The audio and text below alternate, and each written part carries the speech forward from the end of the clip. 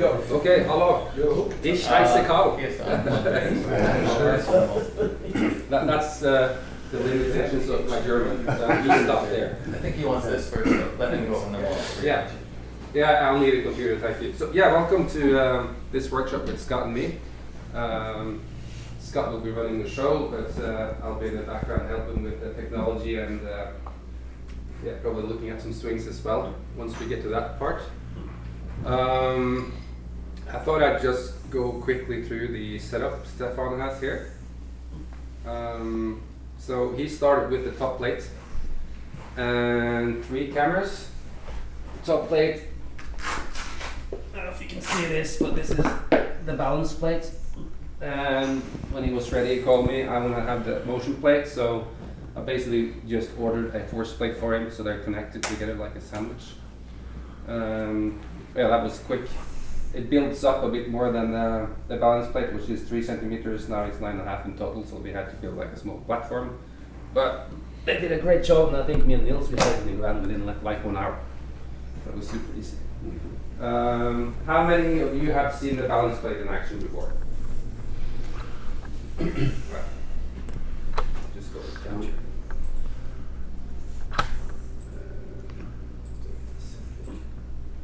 So when I'm stepping on the plate now, you'll see my footprints. Ooh, there we go.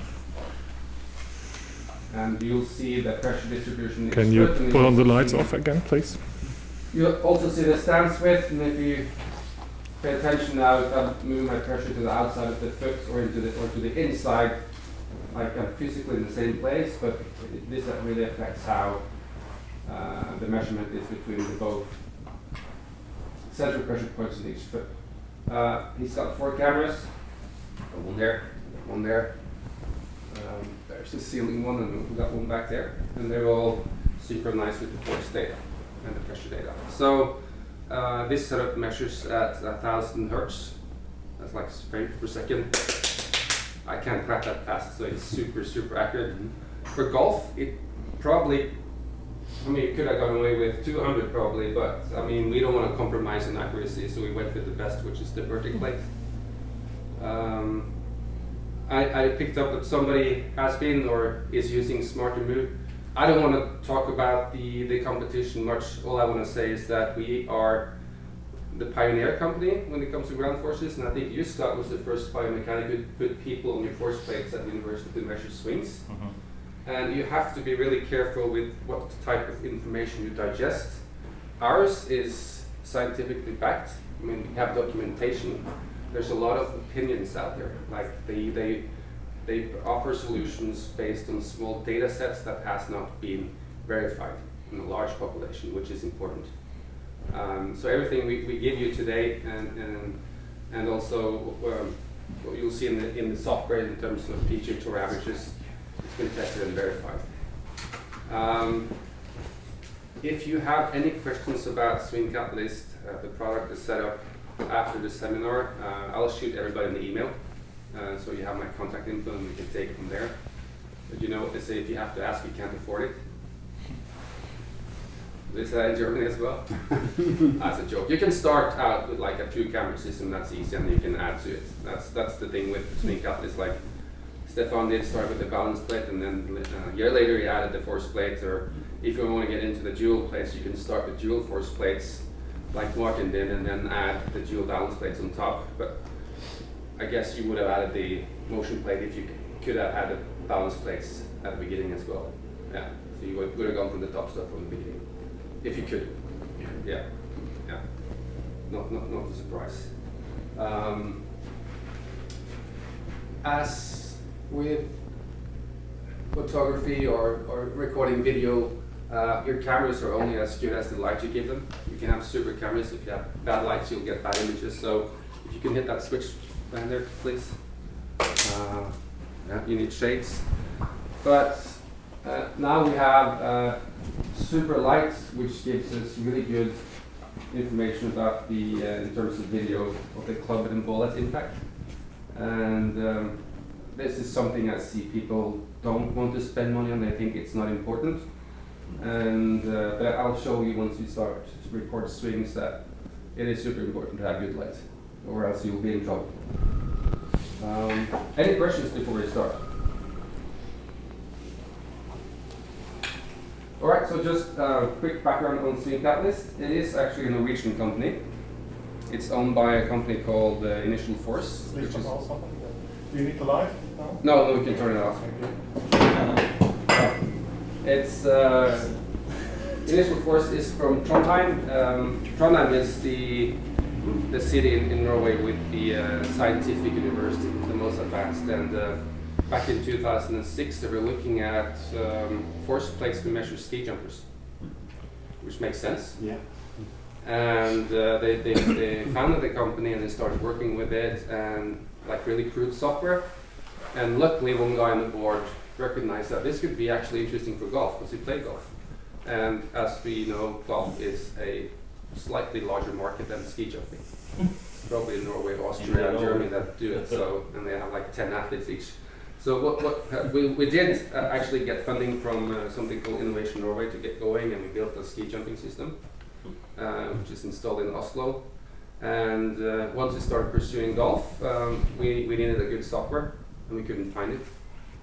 We looked at everybody who was out there at that time, and we couldn't find a good one which could integrate all these type of technologies, so we had to build it ourselves. So when we went to market with the first commercial product in 2012, it was the Motion Plate 4, and we actually built the hardware ourselves as well. We just purchased the components and assembled it in Trondheim, and we quickly realized that this is not scalable. We can't have our guys spending 2 days building plates, so we reached out to Vertec after doing some research, and they were super interested, and so we're Sensor X to make the balance plates. So today the only thing we manufacture ourselves is the software. And we aim to release 4 versions per year. We're usually around 2 or 3 because things happen and things take more time than we estimate every time. But it's software, it's a very strange animal. The next beta version, I have it with me, but I don't think I'm gonna install it because the internet here is so bad. It'll take forever. But it'll give us force vectors, which you've seen online. And force vectors, I guess if you've seen Smart Move, it's the arrow that kind of visualizes how the force is moving.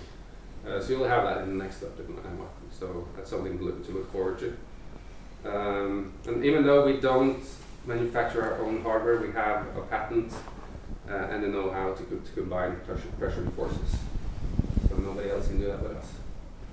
We did work with biomechanics before Scott came along. What was his name? Don't know. I was working for the company back then, but I've read his stuff, and it's apparent to me that he's quite smart, but he didn't convey complicated stuff in an easy manner, so it was really hard to understand.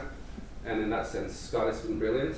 He's dumbing it down for our dumb asses, so we now understand biomechanics. And it's been really good, and we've been with us since 2015, is it? Yeah. So yeah, so Scott has he's discovered a lot of cool stuff and have it documented, and been working with a lot of coaches on tour level and players, and frequently travels in the US and help people out to improve. So yeah, that was the short version of SwingCatalyst. No more questions? Nothing? No? All right. Let's see if we can get you power up and going. Nils, can you help me? I don't know what to unplug here. This is my assistant. You can probably take this laptop on the screen or the flight scope. I don't know what you want.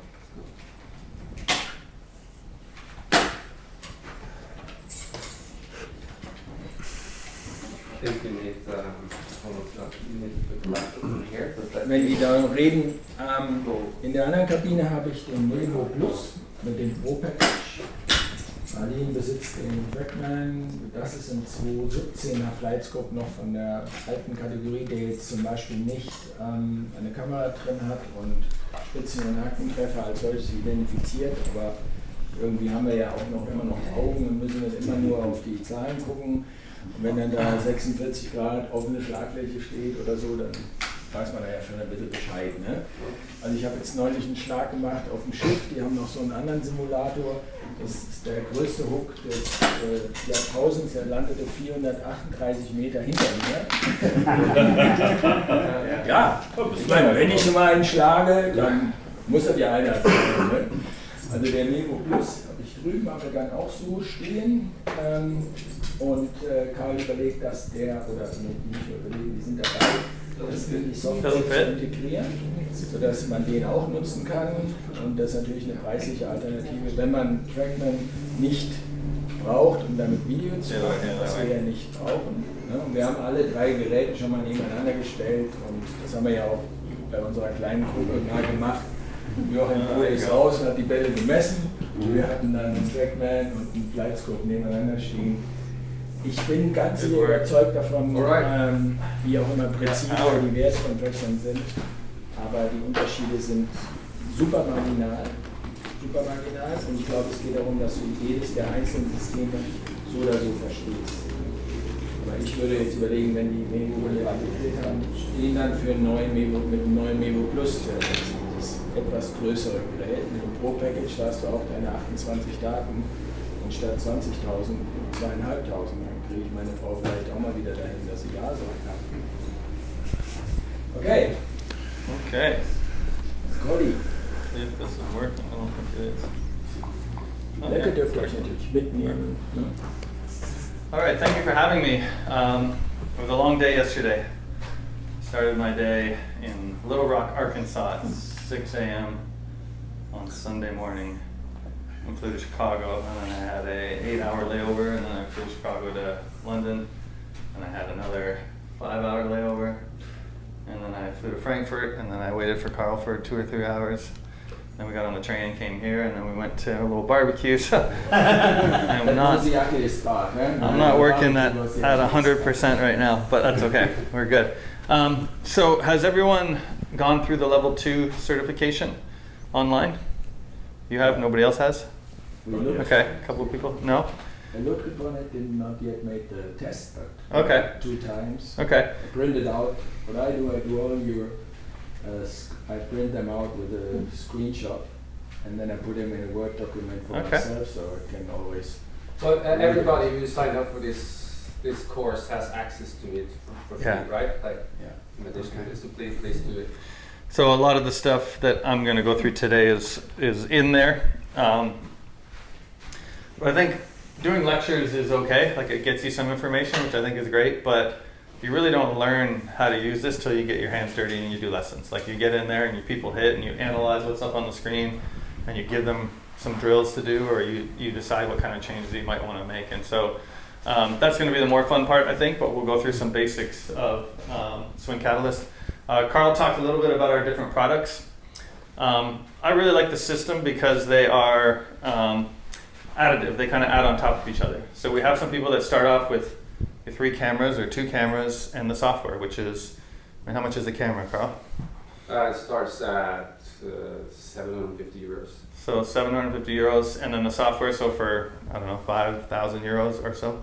Yeah, you can pay $1,000 per year. Oh, 1,000 per year, yeah. So for a very limited cost, you can get in, start using the software. The best part about our software is it syncs with the launch monitor. So I know with a lot of other softwares, like, you hit on it and you got your body track data over here and you got your TrackMan data over here, and how do you know which swing goes with which? It's right in the same file. So we have all that TrackMan data right in the same file, so you can see, here's Tommy Fleetwood hitting up on the plate there. You can analyze the video, and we know his path, his angle of attack, we know his club head speed. All that stuff is right in that exact same file, so that you can keep it all together. I don't know how good you guys are, but I can't remember, you know, what swing went with which if it's all separated. So this keeps it organized for you, and the software is great for that. On top of that, once you get used to the software, you can just buy a balance plate, which is what Carl showed you earlier. That shows the pressures between the feet and the ground. That's kind of what we started with, right, in biomechanics. So what was the very first ground force thing that most people heard about? What was the very first ground force thing that you heard about? Ground force tool. Besides the motion plate. Oh, really? Okay, yeah. So the SAM balance plate. Okay, and then Sam's SAM balance plate, and then body track, right? Body track. Yeah, and body track was very loud with what they were saying, right? But none of it was based in anything. So I knew the I don't know what his role is with Body Track, but the salesman, and he would say some things, and I'd be like, that's interesting. It would be really cool if that was true. And then I'd go to my swing kite day, and I was like, wait, that's not true at all. One thing that I heard quite a bit is every tour winner has a linear center of pressure trace. Have you heard that before? They pitched that forever. And I was like, wait a second, we got our data. I was like, Justin Rose, and I went through all these people, and like none of them had a linear center of pressure trace. A linear center of pressure trace is a great way to hit it short and straight. So like if you're just chipping, a lot of times you'll have just a little linear center of pressure trace, or if you're just hitting a little punch shot. I'll see linear center of pressure traces on slow speed shots. But when you want to add gas, you don't really see a linear center of pressure trace. And I think often people got a little too into the pressure trace, and they tried to make claims about it that just weren't true. Because what you'll know about the pressure plate is it only measures forces that are perpendicular to the surface. And so it's only going to measure me pushing straight down and how much I'm pushing into the plate. And so people started talking about, well, if my center of pressure trace moves very far from right to left, that means I'm a very horizontal player. I'm producing a lot of horizontal forces. Sounded good to me, not true. And if my center of pressure trace curves, that means I'm a rotational player. That means I'm using a lot of torque. Sounds good, not true. Anytime in golf teaching, when anything sounds too good to be true, it probably is. Because people make these claims a lot, and they're just not true when we dig into the data. And I always say it, people are messy. Golfers all have different bodies, they all have different movement patterns, they all have different ways to hit it. And so your job is to kind of figure out that puzzle. And we've developed a system in using the force plate and the balance plate to help you understand how to solve that puzzle, I think, a lot better.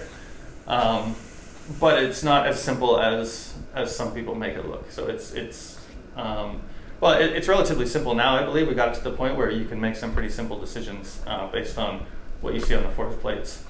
But I think some of the things that people have said over the years we found really not to be true. But there is still a lot of good information you can get from the balance plate. So if you just have a balance plate, it can really enhance your teaching. So you guys used it for a while. You can see a lot of good stuff on the balance plate. But again, you can only see what's perpendicular to the surface. And so that would be, does anybody use the GC quad? Mm-hmm. No? You use the GC quad? So you have stickers on the quad, right? If you don't have the stickers on and you hit, it doesn't give you any club information, right? It just gives you ball information. It tells you some things. So I would say that's kind of like the balance plate, right? It tells you some things, can't tell you anything. Then they have a mode where you just put one sticker on the face, and that tells you path, angle attack, speed, more information. That'd be like adding the force plate underneath. And then if you put 4 stickers on the face, now you get closure rate, you get face angle. That'd be like our dual plate. So as you add more stuff, you get more information about the total package of what's going on. Because actually this is our single plate, and it hides some forces from you. Because if I take my feet, which I do in the golf swing quite a bit, and I push forward with this foot and backwards with this foot, if I do the same amount of that, this plate gives me a 0 line because it cancels out. So my feet are actually doing a lot of work, but this plate really doesn't pick up those shear forces, and you need the individual plates to see that. So, but this still gives you a ton of really good information. And what I really like about our system is it kind of adds on to each other. So anybody buy, I heard a lot of people say S2M earlier. Did anybody buy the 1D S2M plates at any point? Yeah. Yeah? What do you do with them if you want to upgrade to the 3D S2M plates? You have to buy the whole thing. Yeah, you throw them in the garbage, right? Or you like, where this, if you want to buy the 3D plate, it just goes right underneath and it's an add-on. So you don't pay the whole cost. And then I know we have trade-in value. So if you want to trade up from a single plate to a dual plate, car will take the single plate back, sell it. You get, it's like a car, a used car. You get a trade-in value for it and upgrade. So we have a lot of people that kind of work their way up the system, which I think is great, right? Jumping into dual plates without ever using SwingCatalyst before might be a little too much. There's a lot of stuff there, and Martin, you've worked your way up from the balance plate to the single plate to the dual plate, and when you do that, you can really get a feel for the whole system, which I think is great. So there's our single 3D motion plate, which is the one we're going to be using today. Now we have dual force plates and dual motion plates. So the dual force plates just give you the 3D force information. The dual motion plates have the pressure plates on top. So 2 little pressure plates. One thing we've been talking about quite a bit that has been coming for a while. I don't think my little laser works on the TV screen. Is 3D markerless motion capture. The system will be able to do it. I don't know when, hopefully soon. The pandemic really kind of put us back with that. That was ready to be released. We were told we were going to get a finished product July of 2021, and it is now September of 2022, and we still don't have the finished product, so it's been delayed quite a bit. But this system will, as long as you have at least 2 cameras, give you markerless motion capture. So everybody's seen like Sportsbox AI and some of those types of things. Those things are interesting, but the math, so if I just take one view of you taking a swing, and so if you're the video camera and you're filming me, if I do this, you can't see that, right? You need a camera coming from here to see your arm doing that type of motion. And so it guesses a lot. If you're only taking one view, there's a lot of guessing that has to go into it. And I don't know if you guys have seen, I've seen a lot of animations where the swing's there and the animation's here, and I was like, that's not very close. But it's something, right? It gives you something. It gives you some way to quantify 3D motion. To really get 3D, you need at least 2 cameras. And so the engineers who have been creating our markerless motion capture have told us as you add more cameras, the 3D motion tracking gets better.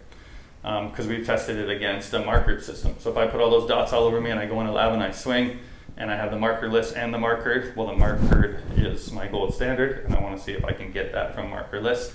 And as you get more cameras, the guessing gets a lot better. So this is going to be a perfect facility for it with 4 cameras.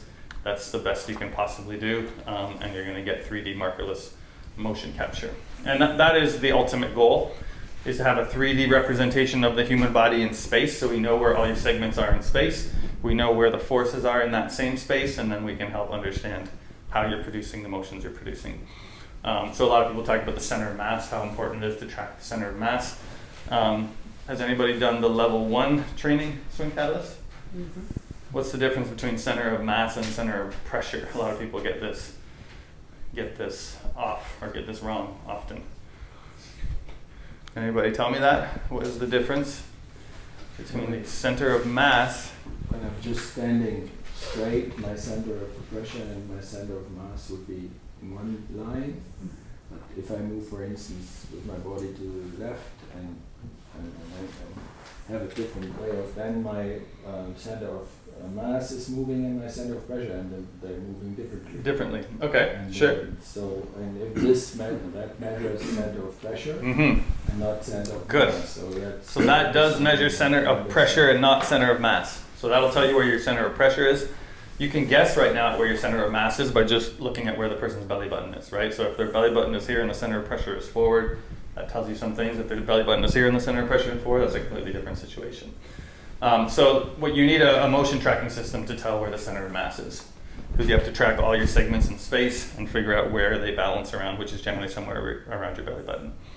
And so our markerless motion capture system will be able to measure that. Right now we just have to kind of guess at it from the video. But this does measure center of pressure.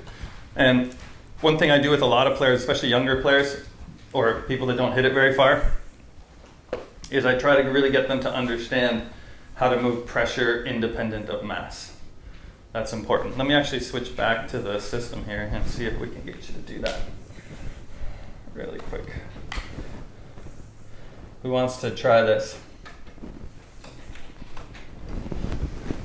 Oh, did we turn the swing cat off? Oh no, it's still here.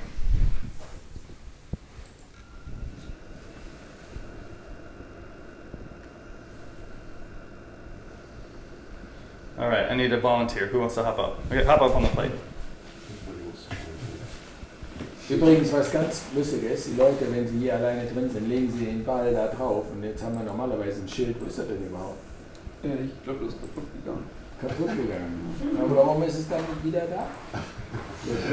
Die Leute legen, wenn man hier alleine ist, gerne den Ball auf das Schwarz und hauen davon runter. So, we don't really need the cameras. You can kind of see where his body is. So your goal in this drill, basically, is to get this big ball zipping back and forth between your feet without, but see how you're doing it? You're doing it by moving your chest back and forth. So I want to see you to get that ball moving back and forth with very little motion of his You can still, he's still moving a little bit, still moving his chest. So keep this completely still. Have you ever seen Cal Berkshire? What does he do before he hits? So keep your chest perfectly still and just lift your feet, like lift your heels up and go back and forth like that. There you go. You'll see how much he can move that center of pressure without even moving his mass at all. Because most people are like, get the pressure into your right foot, and what do? You get the mass into your right foot, which is a different thing from getting pressure into your right foot. So being able to teach people how to separate pressure from mass, I think is pretty important. So they understand to move pressure, you do not have to move mass. And that's what, you know, I use that drill quite often. If somebody's not getting enough pressure into their right side in the backswing, I use that Cal Berkshire rocking drill. So basically you rock a little bit, and as soon as that right foot hits the ground, you take that club away, and then that shoots up the pressure, and you keep the mass kind of more centered. So really good drill for people to do. And this is a great biofeedback tool, because you can see it yourself on the screen, right? So I'll also use this quite a bit to see if somebody's balanced at setup. You'll see often, so get in like a golf setup position. You'll see often somebody will be in their golf setup position ready to hit, and you'll see the pressure look like this. And they'll have absolutely no pressure in their heels. What do you think is going to happen when they swing? Well, generally they move backwards. Yeah, because they got to find balance, right? And so generally that's the ones that get wipey across it, start hitting kind of fades. I've seen a lot of really awful players who start with pressure in their heels because they get kind of scared and they get all that pressure in their heels. What happens when you swing? You're going to dive towards your toes. Yeah, and that's a recipe for shanks. I've seen a lot of shanks result from people in their heels at setup. And one of the best ways to get people to get more balance is to explore the edges. Because if you know where the edges are, finding the middle becomes a lot easier. And so what I'll tell people to do, so get in kind of a golf setup. So get in a golf setup, pretend you're going to hit. Okay, explore your pressure, go all the way to your toes where you feel like you might fall over.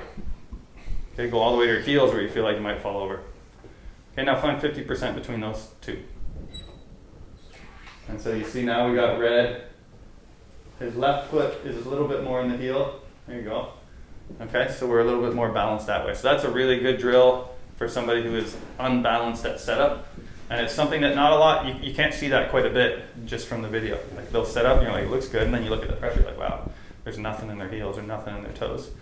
And I think if you're unbalanced at setup, the whole swing you're trying to find balance, which means you don't care about hitting the golf ball. It's all about just trying to get balance and not fall over and hurt yourself, which I think generally results in not very good golf shots. Thank you, man. Applaus für Arne. Applaus. Ja, Mensch, Arne, dass du so ein balancierter Typ bist. Wahnsinn, ne?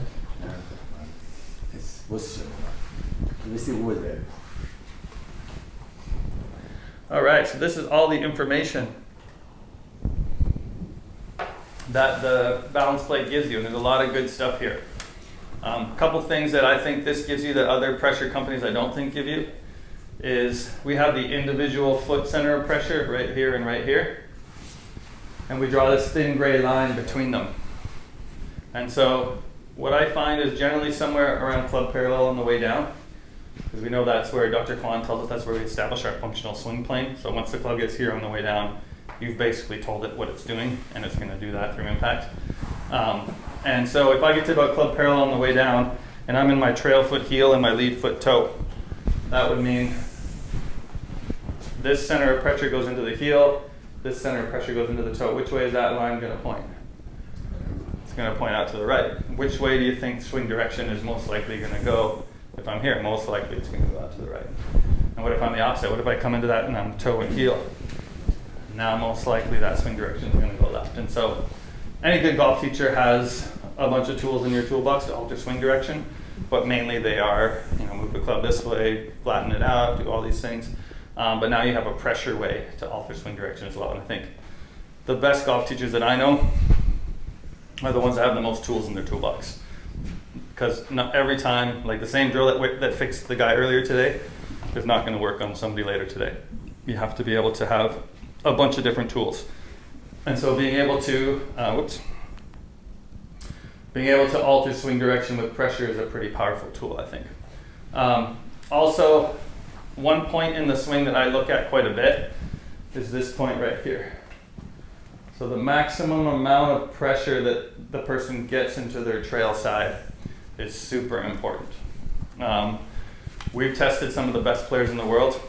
I had Tommy Fleetwood on our single motion plate in, I'm gonna say about 2016 maybe 17, I don't remember exactly.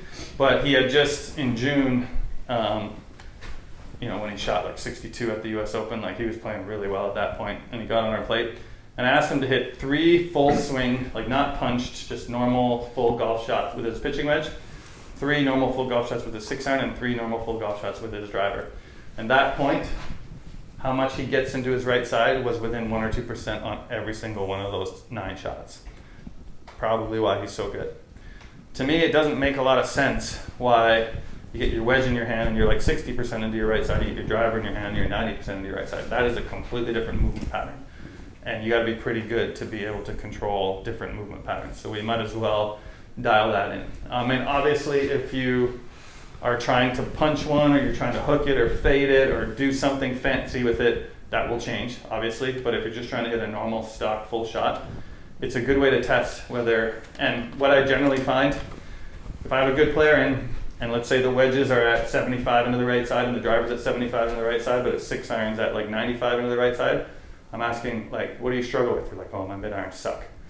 Okay, that makes a lot of sense. If we make your mid irons look more like your wedges and your driver, it might be a lot better. And so we'll work with that today, but knowing how much that pressure gets into the trail side maximally is super important, because it's something that the best in the world are very consistent at. So we'll talk a lot about pressure as we get into the lessons. There's so much information that the pressure plate gives you, but again, I've seen people who would see a center of pressure trace like this. So you see how it moves a long way from the right foot to the left foot, and it's pretty linear. Maybe it has a little curve to it, but it's pretty linear. So they would say, oh, well, that person has a lot of horizontal force. Pressure is perpendicular to the surface. Horizontal force is a shear force. You cannot make that assumption. It is not correct. I wish it was. It would make teaching this game way easier, but it's just not true. And so you have to make sure that you don't overstep your bounds when you're only having pressure. You know what pressure gives you, you know what it tells you, and stick with that. And then hopefully get the forces later so that you can understand what the forces are as well. Anybody seen this video before? Yeah.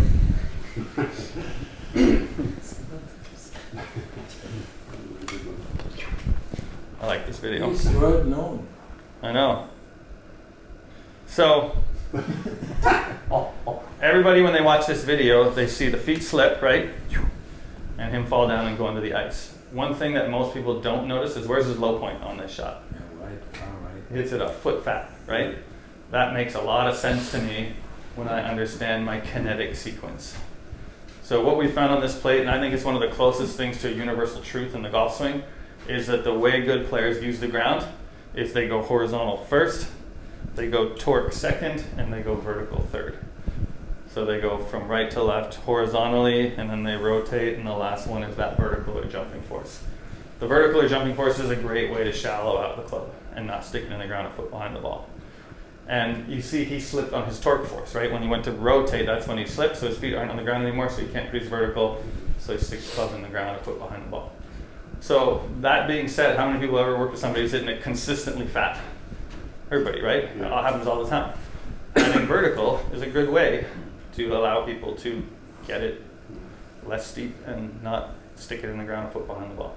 So understanding this video, I think, is pretty important. I actually brought this out of the archives. I haven't had this with me in a long time. Explaining what this is to the security at the airport is very difficult. I've had a lot of funny questions from security agents at the golf course or at the airport. So this is a frictionless disc. So it's supposed to have no friction. There's some ball bearings underneath. It's supposed to spin without friction. And to rotate, you need friction, right? You need to push your feet into the ground in order to create friction. And so we're going to Dr. Mark Bull's place tomorrow. That's the reason I brought it. Because he has people ask him all the time, because he's a kinematic guy. He's like, do the forces come first, or do the motions come first? Or is it motions come first? And I can't remember what he says. I know it'll be interesting to hear what he says tomorrow. but you can't separate them. It's impossible. It's impossible to move without forces. And so that's why I demonstrate here. We've already had you demonstrate. Who else wants to try? Come on up. So what you're going to do, you can use this as like a little crutch. You're going to put one foot on one side and one foot on the other side, and then you're going to bring the club down and put it in your hands. And your goal, once you get on there, face that way. Okay? I want you to do a backswing, but don't let your feet move. Keep your feet dead still. Don't let them move. Do a backswing. Come on, I said keep your feet still. Come on.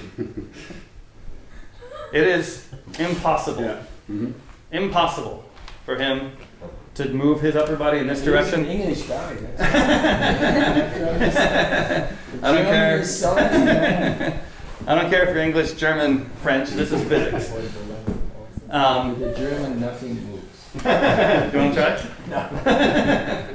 No. It's impossible to rotate your upper body in this direction and not have your feet move in the opposite direction on a frictionless disc. So that means when you're not on a frictionless disc and you're on flat ground, as soon as you take the club away, your feet are pushing into the ground, creating that force there, pushing in opposite directions to allow you to move this direction. Would it be a goal to keep that sideway move under control? That means that you could lower the type of... No, it's impossible. So the more he tries to turn his upper body back, the more that plate is going to spin the opposite direction. So it's just the demonstration is to say that it's impossible. So we don't see that when your feet are on flat ground, right? But they're doing that. If your intention of the golf swing is to turn back, your feet have already pushed into the ground. And it's amazing, like, even if I try to do a putting stroke. So say I'm just here, I want to hit my little putting stroke. It's impossible for me to move that club back without pushing into the ground and creating that. So the smallest little motions, you can see my feet still move and I can't stop them. It's impossible. And so motions have to come with force, because what does it take to create a motion? This golf ball will sit here forever. It will be here till the end of time and will not move unless what happens to it? Force, right? So when I apply a force to it, it creates motion. And that force has to be external to the object. Okay, so that's Newton's laws. You have to have an external force acting on something to create motion. And if right now I'm getting ready to hit a golf ball, what is the only external thing I'm connected to? My feet to the ground are the only thing external to my body that I'm connected to, and so it's impossible for me to move without creating these forces. Now, it goes both ways. Like when you're instructing golf, you can't just say, oh, well, I'm going to work on the ground force and that'll always change the motions. Changing the motions can change the ground forces too. I did some work in Las Vegas with Joe Mayo. I think I heard somebody mention him a while ago. And he's all about wrist flexion, right? Shutting the face, and I had this player came in, we're hitting on the plate, and they were cupped in the wide open face condition. They were hitting on the plate. I looked at the patterns of the plate, and all he did was say, just shut the face for me. And they hit a couple more, and the ground patterns changed completely. So he used this to change motions, which obviously change forces. I would take you and pull you with a band to change the forces, which hopefully change the motions. But either way is cool. You have to have both skills. You have to be able to change motions to change forces and forces to change motions, because the thing that works with one person, so I'll pull them with a band, that doesn't work, and then I'll give them a kinematic cue, and that does work. And so everybody's different, and you have to have all those skills. And that's why I'm going to be really excited when we finally get motion capture, because now we can measure basically everything about the golf swing. So we can measure kinematics. I think, people always say if you only have a hammer, then everything starts looking like a nail. So I use this to teach, and so everything I do is kind of ground force related, which isn't the best all the time, right? So we need to be able to also have kinematic cues in our toolbox to change motions. Any questions so far? Ball moves itself, no? Like you have controlled us. I think one interesting aspect is we say that force comes before motion, but intent comes before force. I've seen it tons of times when I work with people on the plate and I give them a cue and their whole setup changes without mentioning the setup. Yep. And then they go and everything changes in the patterns, force patterns, and also you see differences in swing planes by shifting the focus to something completely different, like a super specific task. Yeah. No, I agree. So, but everything goes together. So you can't say, I would agree the intent of the motion is really good, or is a good way to coach. So give them some kind of change in intent of what they're trying to do in their swing. So I was working with a guy last weekend or 2 weekends ago, and we had a guy that was struggling with his breaking force, kind of like you, right? He was kind of getting through, and that was a really saggy lead side. And we gave him all the band cues and everything, and it wasn't working. He kept being really saggy on the way through. And so he had this little thing for golf balls in it. It was a little higher than this, but let's say this is about knee high, and we put it here. So pretend that thing's about this high, and we said, okay, hit some shots. And so if he sags his knee, what's he going to do? He's going to bump into this thing and knock it over. And his breaking force is turned on a ton. So his intent was don't hit the box with his knee. And that changed the forces completely, changed the ball flight completely, it changed everything, changed the movement. And so having these tools in your toolbox, because it's often that I'll think this guy needs more torque, and I give them every torque cue that I can think of, and it just doesn't work. You got to have some other way to do it. Because pulling with the bands is a good tool in your toolbox. It works a lot. It doesn't work all the time because you're dealing with messy humans. So having all that available to you is pretty important. All right, so I think we heard, Stefan, I couldn't really understand what everyone was saying when they're introducing, but you talked about glide, spin, and launch. Those are terms that Mike Adams and I came up with. I don't remember how long ago it was. What's this little stick thing? Just Oh, toys. Oh, nice. You and your toys. Those are terms that Mike Adams and I came up with probably around 2016. And using this single motion plate really allows you to quantify how much the golfer is producing glide or side-to-side motion, rotation or spin, and then vertical or launch. And you can use those terms if you want. I remember we presented at the PGA show that year, and all these golf teachers were like, I don't like those terms. I want to call it, and I'm like, I don't care. Call it whatever you want. It doesn't matter to me. You can call it horizontal, torque, vertical, glide, spin, launch. What it basically is understanding the three planes that human beings can move in, right? Because I can move side to side, and this is called the frontal plane. So that would be my horizontal force. I can move rotationally, and that would be like a tabletop plane. That's the transverse plane. That's the plane human can move in. Or I can jump, which is a sagittal plane motion. So basically it quantifies how much the golfer is producing forces in the frontal plane, how much he's producing forces in the transverse plane, and how much in the vertical plane. And I think, or the sagittal plane. And I think the best golf teachers are able to tune those forces to what that particular person needs. Because I remember when I first started teaching on this plate, somebody would hit and they'd have horizontal and torque like in the tour average, but vertical would be lower than the tour average. And they'd be like, okay, well, we got to pump up vertical. Because their plan was to get everything in the tour average and then everybody would hit it great. And that is not true. I've seen more often than not bringing down a force allows somebody to hit it better. Because if I bring one force down and your speed goes up, what has to happen? One of the other forces has to go up, which is a better match for you, which is why speed goes up. So I've seen people add forces in a particular plane and cause the speed to go down, because generally if you add force in one plane, it's going to take away from another. It's impossible to make just one change in a golf swing, right? If you give them one cue, one force generally goes down.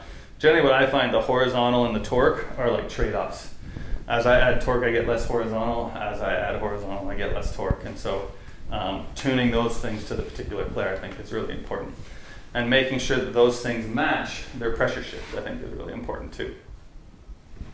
So we talked about the maximum amount of force that a golfer gets into their right side. That's something that people are super consistent with. So pretend I'm a golfer and I'm consistent and I get like 90% into my right side in my swing. What is one force that I probably need to have?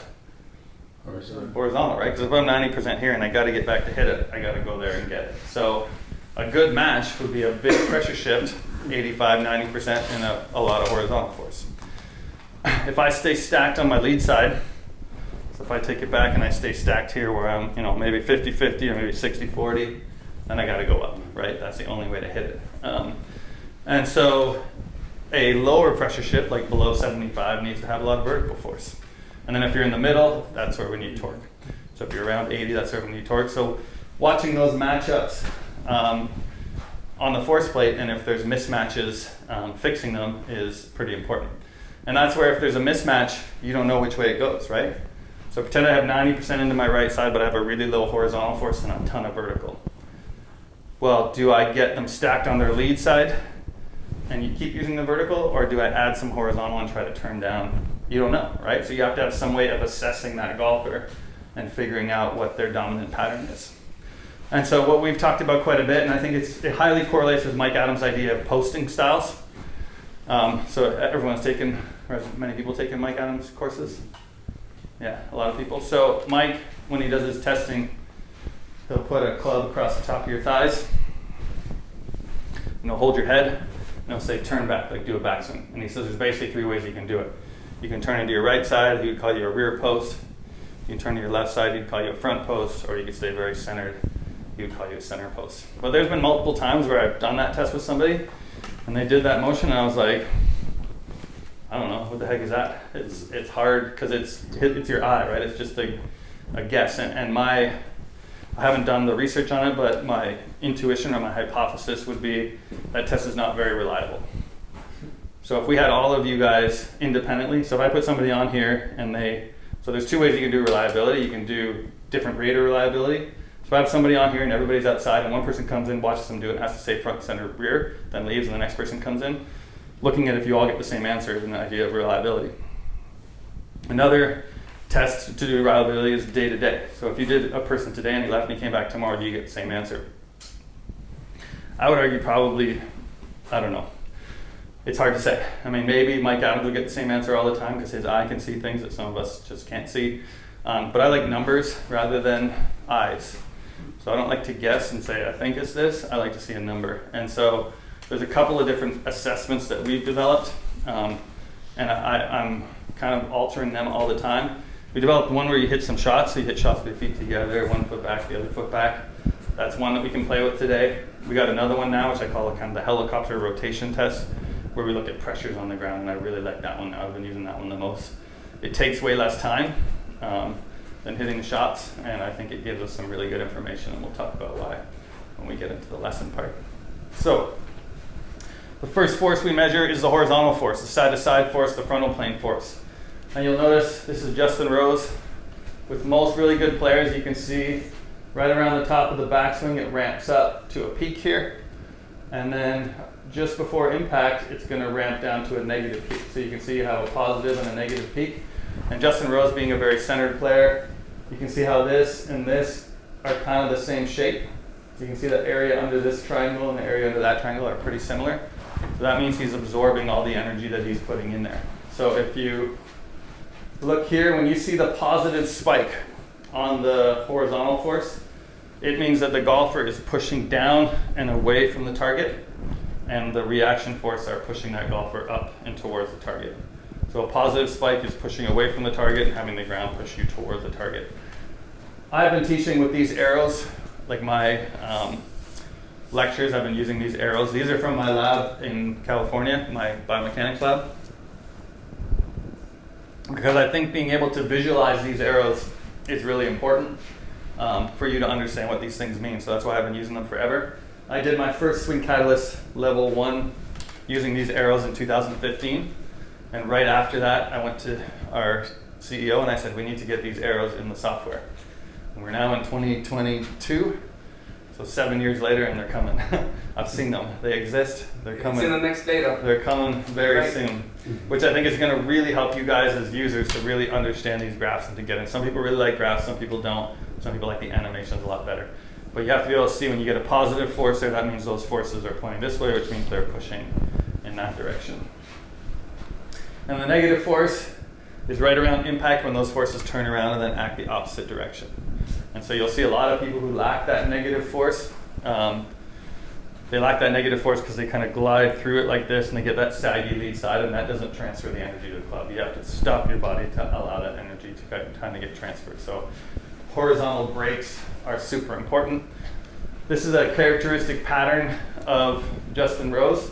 So see how he throws on his brakes and then the force goes down to 0 and then he throws on more brakes after that? That's a restriction in his left hip, internal rotation of his left hip. So he's turning through it and he hits the brakes and then his foot does that every time because he can't keep turning because the hip locks up. They've done everything in their power to try to open that hip up, they just can't do it.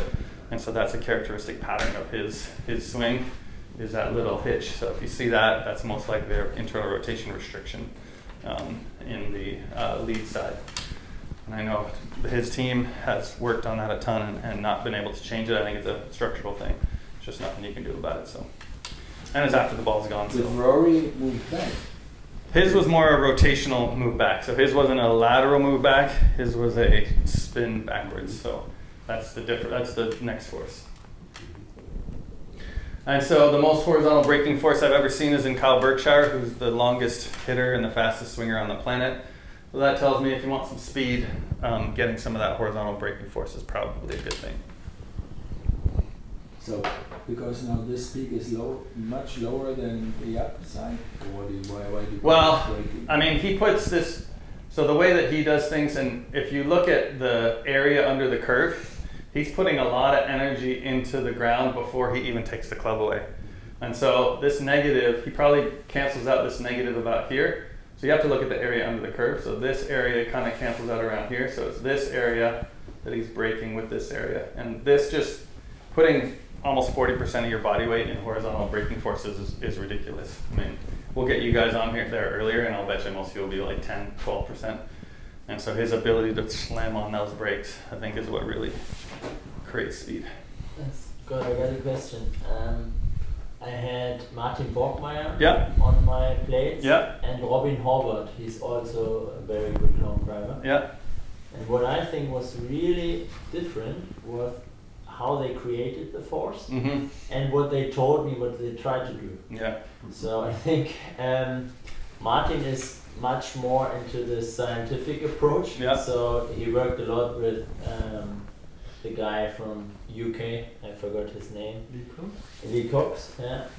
And Robin, for example, he creates a lot more motion rotational wise. Mm-hmm. And so it was very interesting what they tried to fix. Mm-hmm. And when Martin was talking a lot more about peaking at the right time and stuff, Yeah. Robin was telling me he wanted to rotate and he wants to maximize each force, and that was really different approach. Yeah. And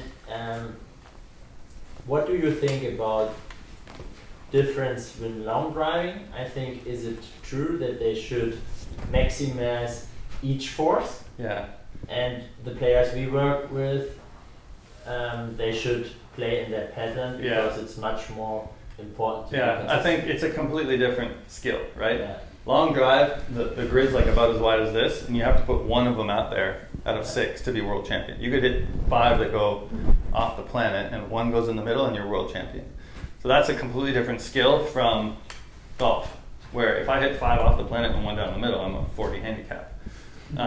And so it's a completely different skill. But I think to hit the distances that they're hitting now, like in the 400 yards and stuff like that, you need to maximize all forces. I haven't seen a long driver who doesn't have all of them maximized. Mm-hmm. So I work with Josh Koch, who's a long drive guy as well, and his horizontal force was his lowest, like it wasn't beyond the tour average, and so we added some rocking, I added some pull this way.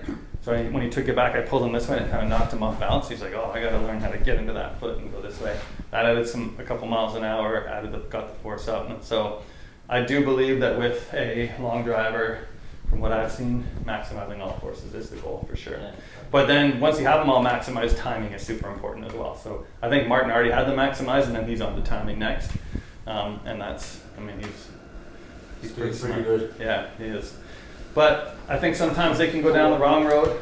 Yeah. So what Martin is doing, we quite often in video conferencing, is not maximizing at the moment forces in the traction, Yeah. but more AP forces. Yeah. Going, well, not maximizing, it's still 2 times his body weight Yeah. going in verticals, but it's more for him useful to use the AP forces to Yeah. incredible torque Mm-hmm. what he's generating. So his body fits more like that. We've done that with the SwingCatalyst plate, and starting then a few years ago, has 1.8, 180% of his body weight going in this direction, and then we introduced something like to play basketball. When you do this, what are you doing here? Yeah. And with that motion, he could access 220, 240%. Yeah, things Wow. like that. But still is using 200, 210. Vertical. But trying to going in the direction more like that, Yeah. like a backward jump. And you see Kyle Berkshire now. Changed a lot, yeah. Kyle Berkshire, he That's starts at the here moment, and he lands like here. Like he jumps so far. So that's those AP forces that are creating torque. And as I told you before, I think some people, you want to bring down forces. I've yet to see somebody where I've tried to bring down torque. Torque is generally the hardest one for people to get in the tour average, and it's generally the one that I've never really tried to bring it down. I think you have to explain AP forces. Yeah, toe heel forces, yeah. The problem with those forces is this plate really doesn't measure them because they cancel each other out. We've learned a lot about those AP forces with the dual plates, so we won't get into them too much today because we can't really measure them. But those are the things that help us create torque. Sorry. Anterior, posterior. Yeah. But Scott, can we measure if like stand in the front of the plate? And You back? could, yeah. You could measure 1 foot at a time for sure. So we can mess with that today if you want to. All right, we have 5 more minutes before break. Shoot. So here's an example of braking force. I worked with Brian Gay a little bit. You can see Brian Gay back in, I can't remember when this was probably like 2014. You see he's swinging his driver at 105 miles an hour, which is really slow for a PGA Tour player. And look at his teeny little braking force. So he's got this massive push up and this teeny little braking force, which is wasting a ton of energy. He worked on that stuff quite a bit. You can see now he's got 19%, so he's added 10% braking force, and that's added 7 miles an hour. He's 112 now. He can actually get it up a little bit higher as well. This was, I think he was out drinking the night before or something like that, so he wasn't feeling so good. But it's really changed how he puts forces in the ground, and they work quite a bit on that braking style force. Does a tiny braking force correlate with his movement? Does he shift his hip forward in the? I'd have to look, but yeah, generally when the tiny braking forces, you generally see kind of a rounded lead side. So they, especially if they produce a lot of horizontal force, they kind of get past it, and you see that kind of saggy lead knee, but not all the time. That's why sometimes kinematics can fool you. I've seen people with saggy lead knees that have a ton of braking force, so that's why you can't really assume from the video that what the forces are. So you might go down the wrong path with somebody who already has a ton of braking forces, but has a little bit of saggy lead knee. So here's the torque. The torque is those forces. These are those anterior posterior forces acting in opposite directions. So you can see on the way back, it's a negative force. And so you can see he's pushing his trail foot towards the golf ball. The reaction force shoves the right hip backwards. He's pulling his lead foot away from the golf ball. The reaction force shoves the lead hip forwards. And then the opposite in the downswing. So this is what we saw in the guy on the ice. Right, as he made his turn into transition, this foot went backwards, this foot went forwards, and he fell. So those are the types of forces you're putting into the ground to create rotation. And that's a force couple. So we use a force couple every time we take the lid off the water bottle. Right? So I'm not going to use linear force to take this off, and then we're going to be able to do it. Right? So what do? You push in one direction with your finger, another direction with your thumb. And that's how you rotate. So your feet push in opposite directions to create the rotations of your body. And so this is a video that I've had for a while. So this golf teacher decided to do a drill where he put people on little foam rollers. And I would argue one of these two golfers is mainly a horizontal player. One of these two golfers is mainly a torque player. And you have to decide who is who by the video. Oops. So you can see he can actually make a golf swing. He doesn't have many breaks, but he produces it. She not so much. Right? And so this would be the absolute worst drill in the world for her. Because if she got good at this, you're robbing her of her torque, right? She's going to dumb down her torque so she can stay on those things and probably go more horizontal. And that's probably her gift, right? Her gift is probably that rotation. And doing this drill would take it away from her. So we got to be careful what we try to change and what people are naturally good at and try to leave that in there. And then vertical force is the jumping force. This is the one we see in a lot of the long drivers. You see Lexi Thompson, you see Justin Thomas. A lot of these people are now jumping off the ground. When I was a kid, I used to go to junior clinics in Canada, and I never jumped, but there were kids that were jumping. I remember the teachers would get on their hands and knees and hold their feet on the ground. like, this isn't basketball, don't jump. The theory is that if Justin Thomas's dad did that, none of us would know who Justin Thomas is. That would take away his gifts. And luckily, he knew well enough to leave it alone and let him keep jumping, where a lot of teachers changed that. So we got to make sure that we make good decisions and not take away something that is our player's gift. Justin James was the most vertical force I've measured, 300%. I don't know if you've had any more, Martin. It changes a lot with the weight the person has. Yeah. I have young players, they create regularly 240%. Yeah, for sure. So you'll find that young players, because the simplest plane to move in is the sagittal plane. So if you give a kid a club when they're very young, the easiest way to create speed is to jump. So I wouldn't take that away from them, let them keep going. But still, like, if your player weighs, I don't know, 40 kilos, Justin James weighs 100 kilos, they're still producing the same, like, 250. Yeah. So they're producing way less newtons, but they're still producing 250% of their body weight. So that's pretty important. So again, I think this is the best animation I like to use, because unless you're talking about long drivers. So if you're talking about long drivers, you just go and you crank them all up. If you're talking about regular golfers, we want to tune those to the player. And so I don't know if you've ever been to a concert where the roadie comes out and he goes, and he doesn't like it. He turns one down, turns one up, okay, right? And so that's kind of what you do. You give them a drill to turn one down, turn one up, let them hit one. Did it get better? Did it get worse? Okay, let's turn this one down. Let's give a little more of this, hit one. And I think the best teachers that use this plate properly kind of use that method of tuning the forces to the person. And that's what we're going to try to do today. All right, break time. Yeah, we're gonna go hit that golf ball now, or? I think that would be the best thing. Yeah. That we could do it now because I have not so many players on the course. Right, let's do it, and then come back here and start working on swings. I'm stiff. There's no way I'm going to be able to hit it.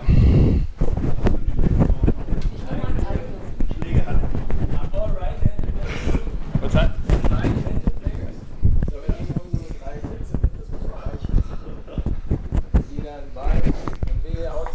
I'm going to leave this here, Martin, so that I don't